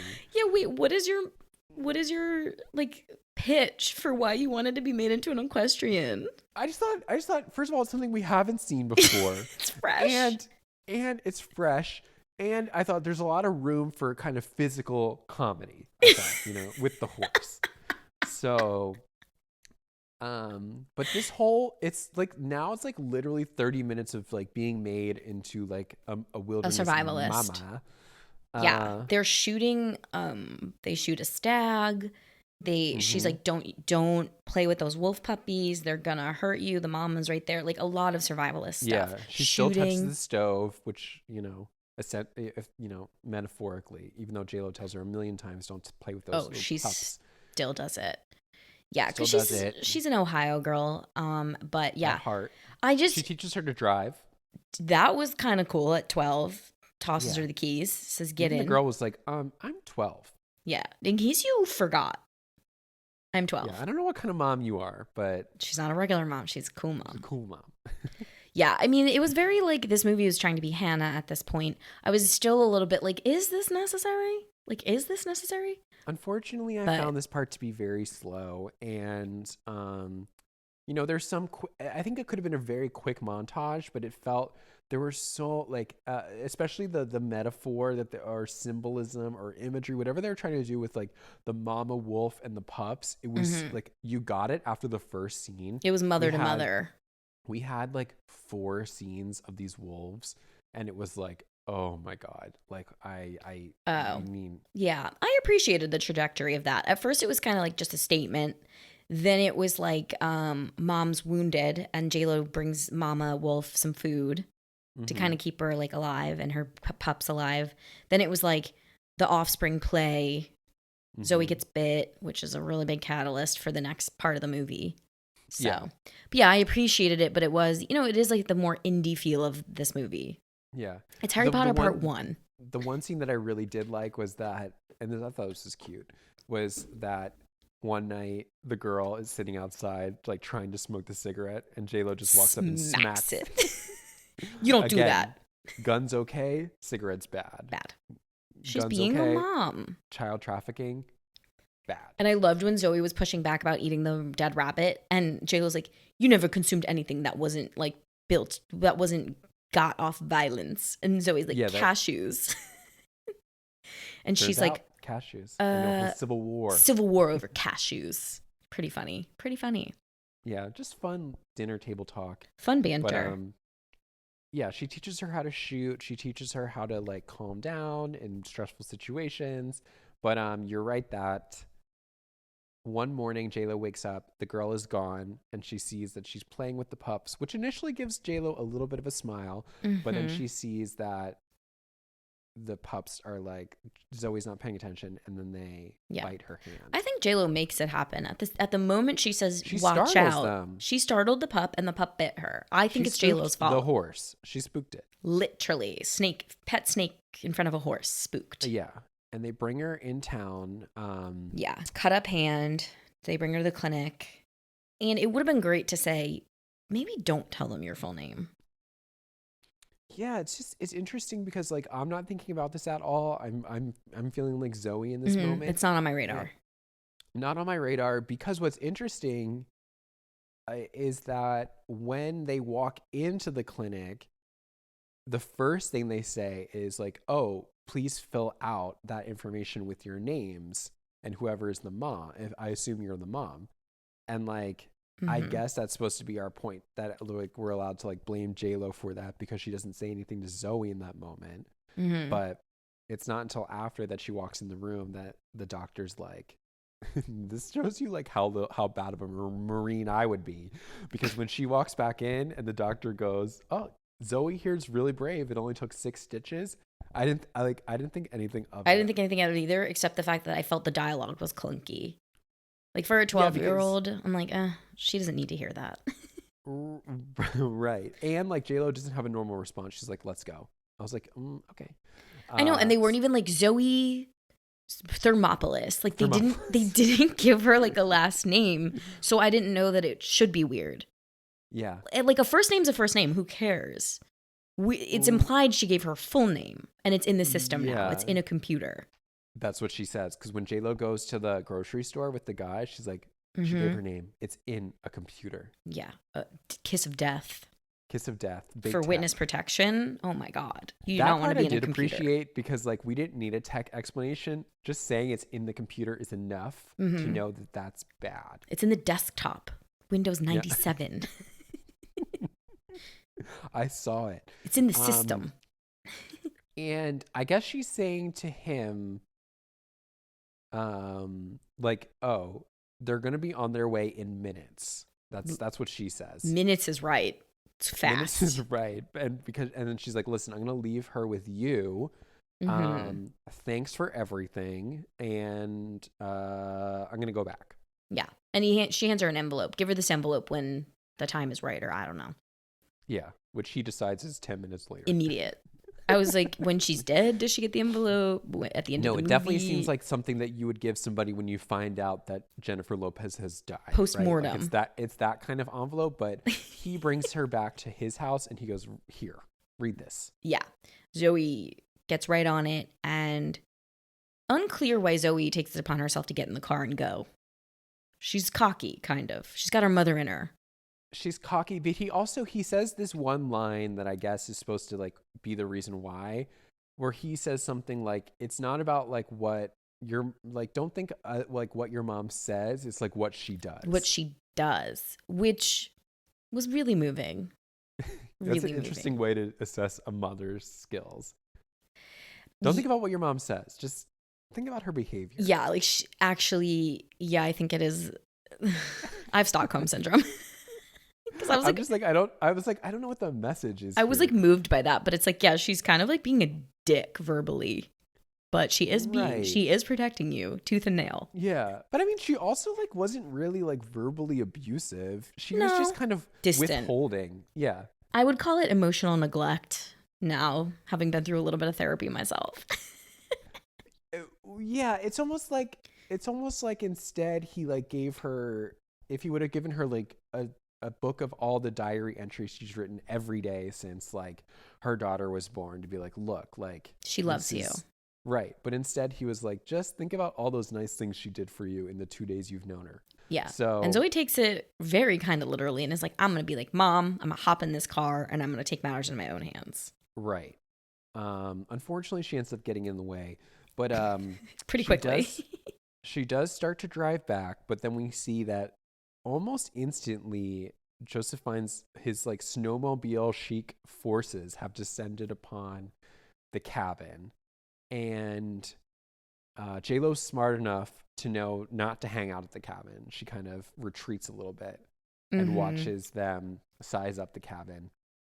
And lucky she wasn't in there, because yeah, she's able to like pick one off with a sniper, which we know she's very good at. Yes. But then we see Joseph Fiennes rig one of the snowmobiles with an explosive and sends it right into the house, which I thought was a really beautiful scene. It was cool. It was super watching cool. it like go across the ice and then like blow up the house. Yeah, this is why they picked Alaska for that. And they're like, and he immediately is like, size up the locale for remains. Right. And while that's happening, I thought this was really, really good idea. Again, like felt very James Bond to me. Like she goes over to the first person that she kills and she takes all of their equipment and she puts on the thing. Puts it on. It was like I love that you call it Bond. I go, it was very Spy Kids for me. Oh yeah. Well, I was like, oh, I'm a child. and she's like using fashion because that's what mothers do. They It use was fashion. really chic on her. It looked It did look great. so good. But and it gives her access to their teleconferencing network, so Yeah. she's able to. She's She able to be. infiltrates the enemy. She's got their like you've said, teleconferencing. She's got their snow-colored camo, their helmets to obscure her identity. Yeah. All the things that we need. She's got. Oh, and their mobile, their little snowmobiles to get Their mobile, around. yeah. Their mobile. and it was funny because she takes it and drives over to the house, because she hears on the radio that like, oh, they see a young girl driving a car, and she's like, I know what that is.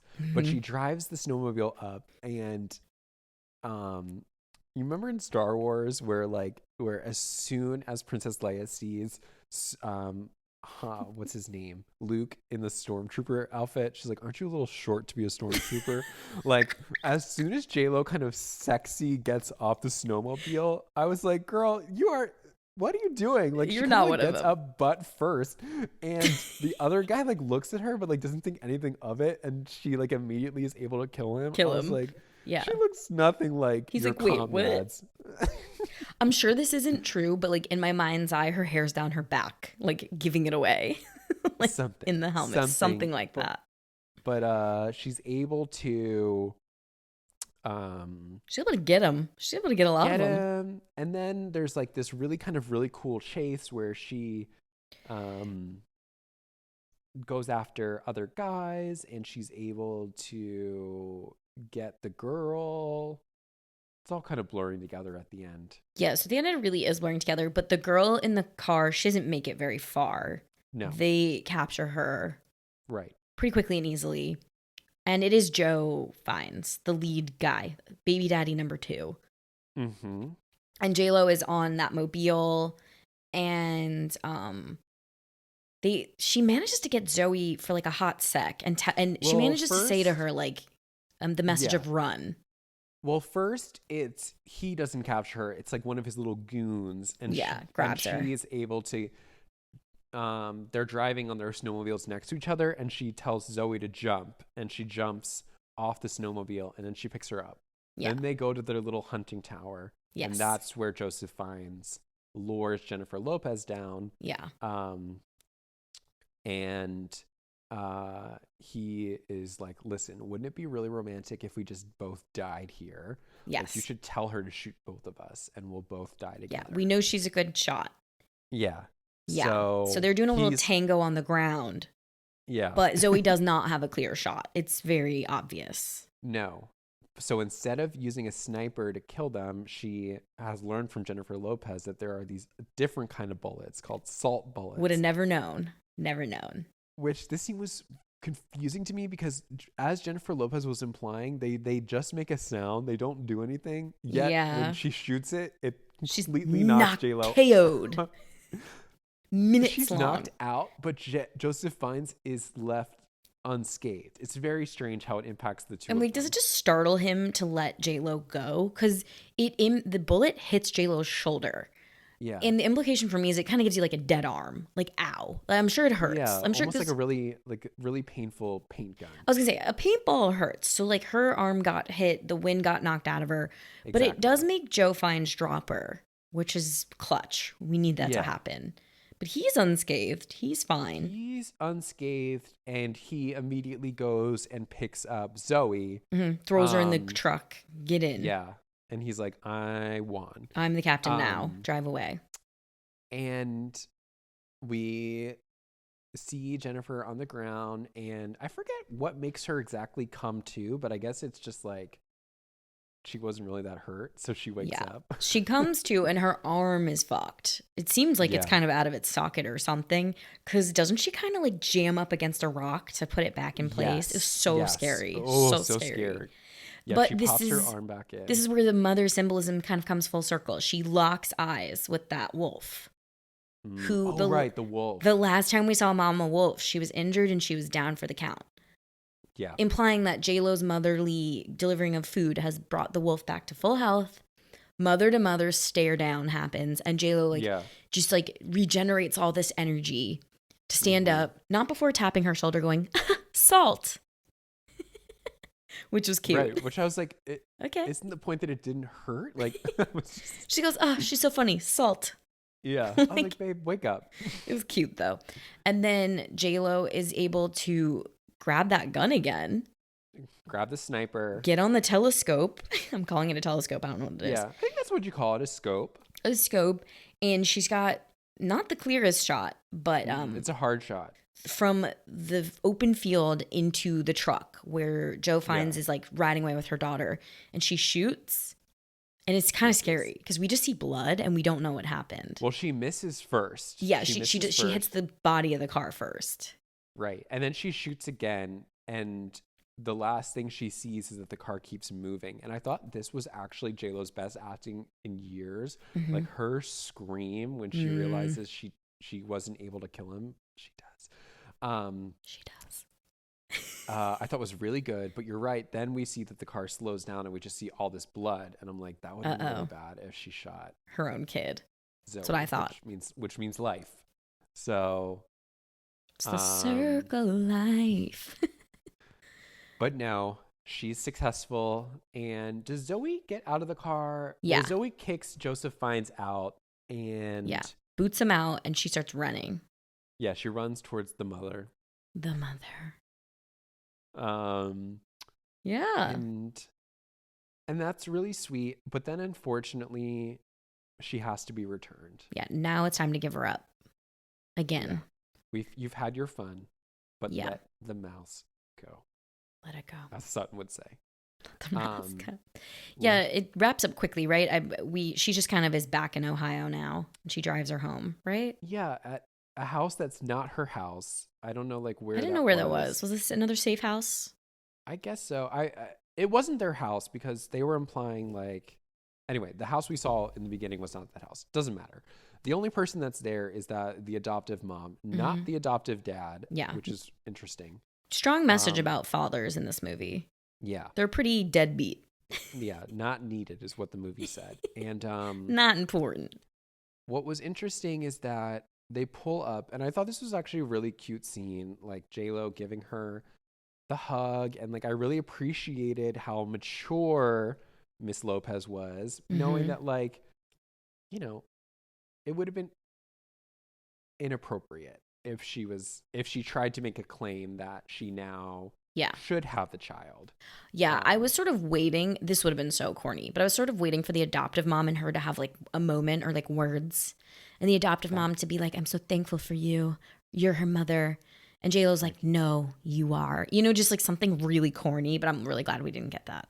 Yeah, I was glad they resisted a scene where like JLo confronted her and was like or like you had the daughter being like, no, I want to live with her now. Yeah. So because you're right, it would have been so inappropriate. It would have been inappropriate and sort of like defeated the movie. So it was nice that JLo like knew when to give her up, but I was shocked to my core that this woman could not bring herself to say thank you. It's shocking. Not even in a glance. I don't really remember even like a loving look. Like not even like a look of like, you know what, we might not agree, which like I don't even know what they wouldn't agree on because they literally have everything in common. But like just to be like, you know what, I see you, and like mother to mother. You're right. She didn't even like look at her. The movie didn't give us that. And I don't know why. Like, why was there not there was an insert of JLo looking on at the two of them, just hugging for dear life. There was no reciprocal glance. And I was like, huh. Yeah. And you know what? Like, then I actually felt really good about the fact that JLo just left, because it was like, you know what? This woman is not available for you. And you know what? You don't need to make her feel comfortable. You can leave. So I was actually really happy. I was really happy that JLo left in that moment, because you know what? You don't need to make this woman feel any more comfortable. She did nothing to get her daughter back. I love this criticism of the other mother. Yeah. The movie, incredible restraint at the end, if I could give a compliment to the screenwriters. Although, what? Then she does go full kook at the end. What do you mean? Okay, well then that scene ends, and then we cut to JLo I don't remember if there's voiceover. I don't know. But we see that J-Lo is in a nicer apartment, and we see her with binoculars. Looking an down. Eye on Eagle Zoe.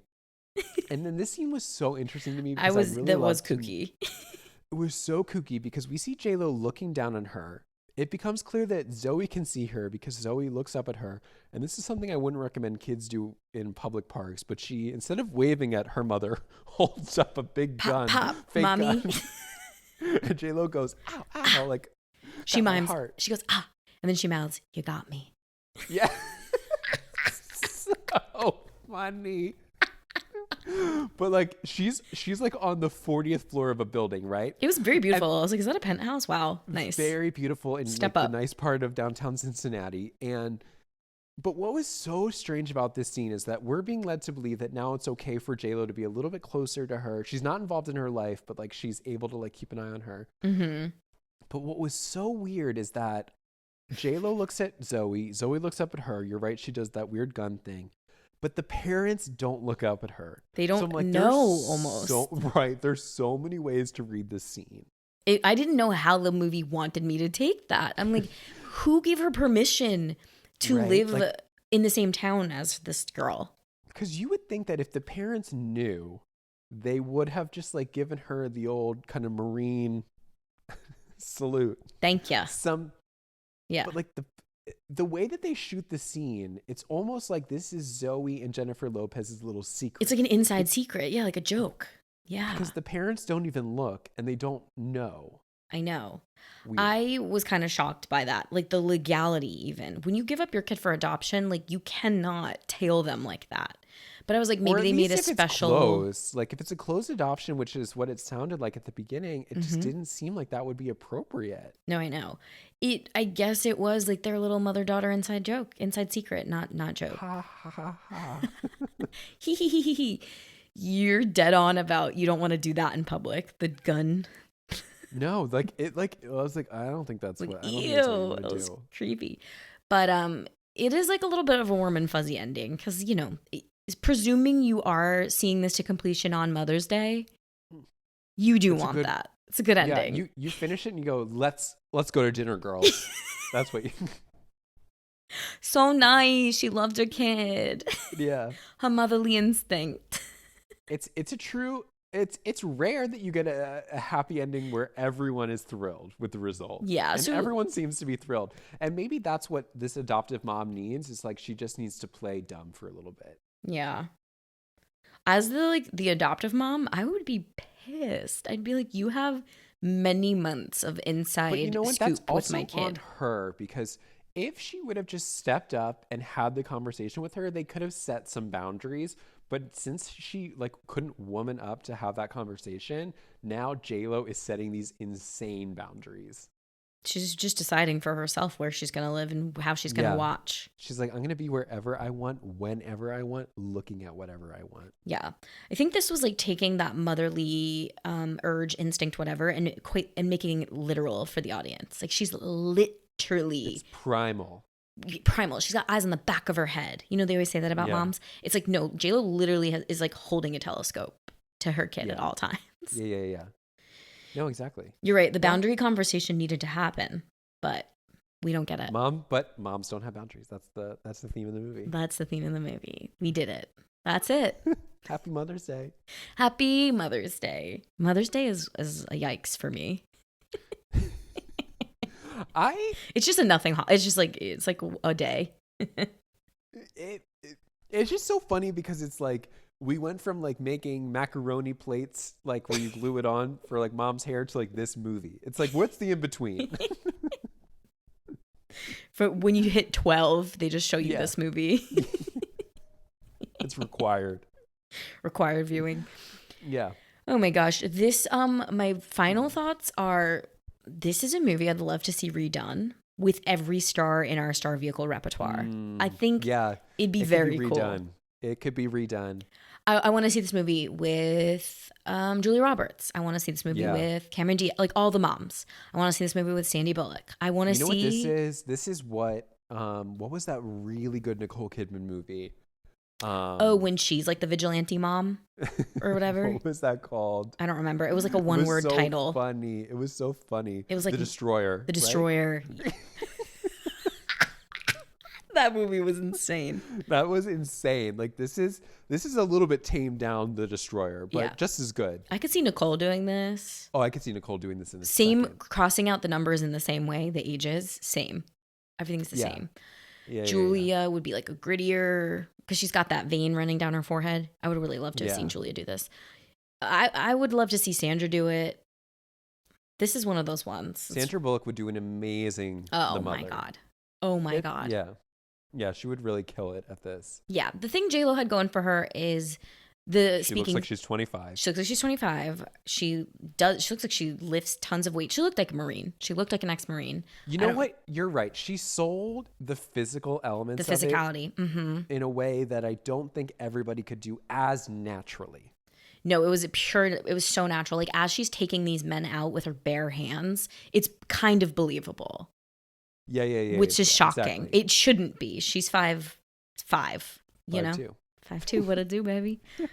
She's 53 now, or maybe 54. But she sold the physicality of it. And the Spanish speaking, which I'm sure Julia Roberts could learn a bit of conversational Spanish for this movie. But J-Lo sold that for me too in the Cuba scenes. You know? Yeah, exactly. What's so funny? What? What are you laughing at? No, it was just funny thinking of Julia Roberts switching to Spanish Habla español. For no reason. You know what would be good with this is like, because she is the mother now, is like Emma Roberts doing this too. Like I could see her the mother, like a grittier role. Now that she is a mother, she could be the mother. I would love it if they made this a franchise and we saw the Motherverse in other scenarios. I would really like it. That's the sequel. That's what it's called. The Mother into the Motherverse. The other mother. The other mother. This is so great. It's a good character. I wish they didn't tie it up as neatly at the end. Or give her an honorary, like you said, FBI badge. Because I want to see this woman keep going. Yeah, or leave some sort of unsettling last frame to imply that something is still out there. But okay. A mother's work is never another clown car pulls up at that park. Yeah. And Zoe has her back to it. And we just pan and pass the car. But J-Lo sees it. But it's like ambiguous enough where it could be the ice cream man or ice cream man. Yeah. Something worse. But it's like it's teaching you how to think like a mother. I felt like it. I felt really on edge after. I felt like I needed to protect. I felt like I was ready. Seek, destroy, hunt, gather. Those are your words at the beginning of this. Mother up. This movie took itself so seriously too in that opening where after that sort of cold open, we get that like slam smash cut and it's like the mother. Very cool. Do you remember that? That was great. No, I do. It was, I listen, I knew going into this movie I would love it. And I came out of this movie loving it even more. Yeah, this is a good movie. And I don't like violence. No, you don't. You don't like violence. You don't like heights. You don't like blood. You got all of it. I don't like guns. Oh, I don't like any of that. But yet this movie, which was littered with everything I didn't like, I liked. I was more comfortable with the guns in this movie than Shotgun Wedding because in Shotgun Wedding they were a joke. So they were a joke. I was like really like genuinely kind of scared. What they do? You know what they will do in this movie, which I appreciate. And again, it's like, what are the politics of this? It's like they're very much like the gun is not a toy, but you will learn to use it. But you will learn to respect it and use it. And then in Shotgun Wedding, it's like, let's be funny with a grenade today. But also, like, secondhand smoke is really bad. That little trail of smoke you have coming out of your cigarette, that's dangerous. But let's turn on this really old car emitting all these fumes. The cigarette looked hand-rolled, by the way. I was like, is that a joint? Anyway, now we're just kind of living in the glory of this movie. Yeah. Anyway. It's great. It is a 10 out of 10. This isn't one of those ones where I'm like, put it on in the background. I'm like, no, pay attention. Pay full attention. No, pay attention. Pay attention. There will be a test. You want to have the they're not jump scares, but you want the shocks to genuinely spook you. Yeah, you want them to land. And I think I just lost my train of thought. Oh yeah, I was like perfectly fine with all the confusion. Like there are some confusing elements, but they catch you up to speed. Child trafficking is a problem in this movie. Yeah. Just all you have to, if you take anything from all our you need to know. podcast, it's all you need to know. That's one of our messages. Yeah. Yeah. That's why I started this podcast. I don't know about you. Wayfair, you know just what I need. Remember how like there was that whole thing with Wayfair? No, trafficking. Yeah, the one woman stuck in the Wayfair warehouse. There's so much we probably don't know about. It's really scary. Oh my God. I can't take that on right now. No. Anyway. You know where to find us. Spotify, Apple Pods, YouTube, Alaska Air. Steven's going to drain the research fund for an Alaskan cruise. Go to Alaska. I have to stay home and work because that's my plight in life. It's always to stay home and do the work. That's what a mother does. It's what a mother does. It's my maternal instinct. Yeah, download us, you know, share, whatever. And I mean, go watch The Mother with your mother. With your mother or a mother figure. Mm-hmm. Mm-hmm. If I could watch this movie with Kathy, I would be so happy. That would be fun. I know she would hate it. I think my mom would love... I can tell you right now, Kathy would hate this movie. My mom would love this movie. She loves action. My mom likes a movie where she can scream out loud, and this is this movie. Yeah, that's what I was saying. Like, it felt so good to genuinely like scream. You don't get that a lot. There are so many movies like where I would like, come home from high school and my mom would be on the couch watching a movie, and like from the next room I'd be making like a Pop-Tart, and my mom you would just hear like, ah! I'd be like, Mom.